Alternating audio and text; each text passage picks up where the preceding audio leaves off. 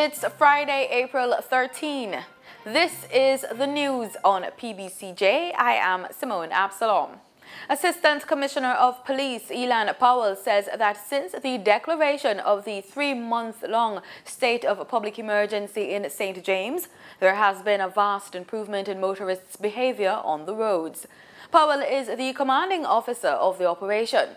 In January, Prime Minister Andrew Holness declared a state of public emergency in St. James, giving law enforcement officials special powers to deal with the outbreak of violence in the Western Parish. The powers include vehicle checkpoints, cordons and searches, patrols, and snap raids. Since its inception, there has been a reduction in crime. According to reports last year, 1,616 people were murdered island-wide. Of that number, 335 were in St. James. According to the commanding officer, more than 10,000 traffic tickets have been issued since the state of public emergency has been imposed. Southwest St. Andrew Member of Parliament, PMP's Dr. Angelo Burke, says she'll be protesting if a state of public emergency is declared in the area. Dr. Burke addressed the House of Representatives this week and lamented the high crime rate in the St. Andrew South Police Division. That division includes some crime-affected areas of Dr. Burke's constituency, such as Payneland and sections of Maxfield Avenue.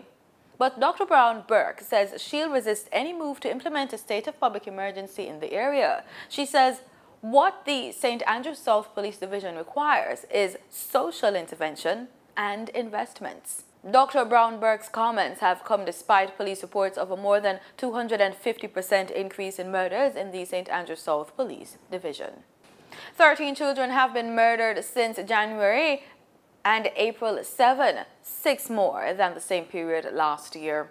The revelation was made by Assistant Superintendent of Police Dahlia Garrick, head of the Constabulary's Corporate Communications Unit yesterday, after the police issued a news release showing that as at April 7, there have been a total of 385 reported murders, a 4.1% increase over the 370 reported over the same period last year.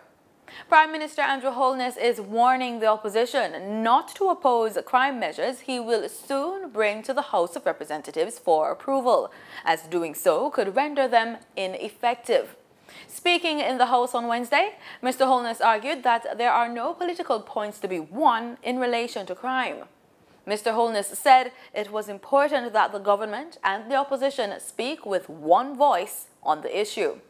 The Prime Minister has already indicated that he is seeking to get the opposition's approval before unveiling the government's crime plan. However, opposition spokesman on national security Fitz Jackson maintained that his side will only be supporting those bills which make sense. Crime was among the issues discussed by the government and opposition when the Vale Royal talks were restarted last week. In regional news, there are concerns about the impact of U.S. sanctions on Russian business relations in the Caribbean. The sanctions imposed by the United States on Rusal mark the first time a major international company has been targeted by Washington in its move to punish Russia for allegedly meddling in the 2016 U.S. election. Rusal, through local company Bauxite Company of Guyana Incorporated, has operation in Upper Berbice River area in Region 10 with hundreds of workers. Ridden James of HGP Nightly News explains the likely impact of the sanctions in Guyana in this report. The United States government imposed a slew of sanctions on Russia, including asset freezing, financial restrictions, among other critical restrictions. The sanctions increased the risk that Russian companies could lose access to the U.S. market, which accounted for about 14% of Rusal's revenue in 2017. Nightly News queried from Foreign Minister Carl Greenwich Wednesday at State House whether the government is keeping an eye on this matter. We are looking at the implications. It's not easy to get an instant analysis of the situation, so we have to look to work out what the implications are. We are concerned, of course, do that quickly so that we can avoid any adverse consequences on the social side of regards employment and so forth. Rusal operations here have been called into question many times by the trade union movement and even politicians who at some point held the view that the company was flouting the country's labor laws while unfairly treating the Guyanese workers. About the matter at hand, the minister said that all information on the matter has not been made available just yet. At this point in time, I don't think that either we or the company would be in a position to say this is what's going to happen tomorrow as a consequence. In other fallout from the new sanctions, Rusal saw its share price plummet after the company and co-owner Gary Pascoe were targeted, prompting the producer to warn of potential debt defaults. Rusal stock nearly halved to $2 Hong Kong in China trading on April 9, while aluminum prices surged.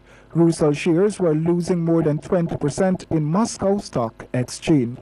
The Supreme Court of Barbados has been asked to commit Chief Electoral Officer Angelo to Dodds for a period of time for contempt of court. Queen's Counsel Leslie Haynes made the urgent application in court this week on behalf of his client, St. Lucian Professor Eddie Van Hoos, a Commonwealth citizen who has been seeking to have his name added to the electoral list for the upcoming general election. Chief Justice Sir Marston Gibson ruled back in February that all Commonwealth citizens who meet the requirements under the Representation of the People Act had the right to vote in Barbados. However, Haynes told Barbados today that the Electoral and Boundaries Commission has yet to abide by the ruling. Haynes says the Chief Electoral Officer must explain to the court her reasons for not complying with the order.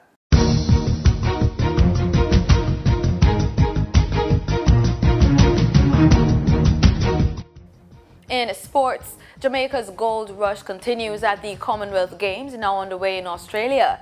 Danielle Thomas-Dodd won the women's shot put title with a new record. Her winning throw, 19.36 meters, leaving second place to Dame Valerie Adams of New Zealand and Canada's Brittany Crew in third. Still in field events, Frederick Dakers and Travis Smykel set up another quinella, striking gold and silver respectively in the men's discus throw. On the track yesterday, Genevieve Russell won gold in the women's 400 meters hurdles and Jahil Hyde took bronze in the men's equivalent. Danielle Williams took the silver medal in the 100 meters hurdles, clocking 12.78 seconds in front of bronze medalist and fellow Jamaicans Yannick Thompson, who stopped the clock at 12.97 seconds, and Megan Simmons, who was placed 8th at a time of 13.18 seconds. Natoya Gold copped the bronze medal in the women's 800 meters final, clocking 1:58.82. Behind South Africa's Caster Semenya, who struck gold in a time of 1:56.68, and Kenya's Margaret Naira Wambi, who was second in 1:58.07 seconds. And that's the news. Thanks so much for making it PBCJ. Do stay with us. The weather report is next.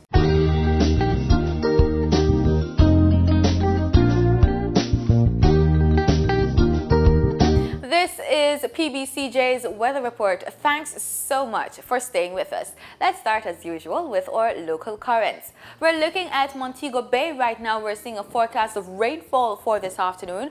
We're also seeing warm temperatures between 23 and 27 throughout the day, but that's set to go down to a cool 7 degrees Celsius this evening in some areas. And you can also plan for rainfall this evening in Montego Bay as well.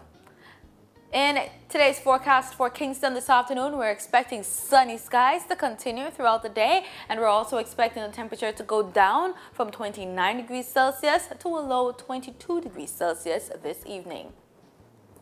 In our forecast across the island, we're expecting temperatures between 27 and 32 degrees Celsius, so it's going to be pretty warm out.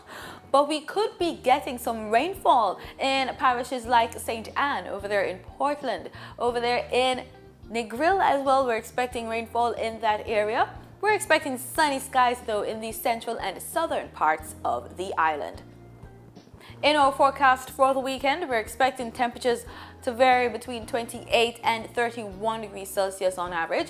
We're also expecting rainfall throughout the weekend for the hilly inland areas and in the western parts of the island as well. In our regional forecast, for those of us who are traveling to the Bahamas for the weekend, we could be getting some rainfall over there. We're also expecting rainfall in the eastern end of the Caribbean, but it should be pretty sunny if you're going to pay a visit to Havana, Cuba, and over there in Mexico. We're also expecting temperatures between 28 and 34 degrees Celsius. Let's take a look further afield with our travel planner. We're looking at the United States. We're seeing sunny skies forecast for Los Angeles and a high temperature at 26 degrees Celsius. We're also seeing warm temperatures for Miami, 29 degrees Celsius. We could be getting some rainfall for New York and Atlanta as well this weekend. And that's it for the weather report. Thanks so much for making it PBCJ. I'm Simone Absalom. Have a wonderful weekend.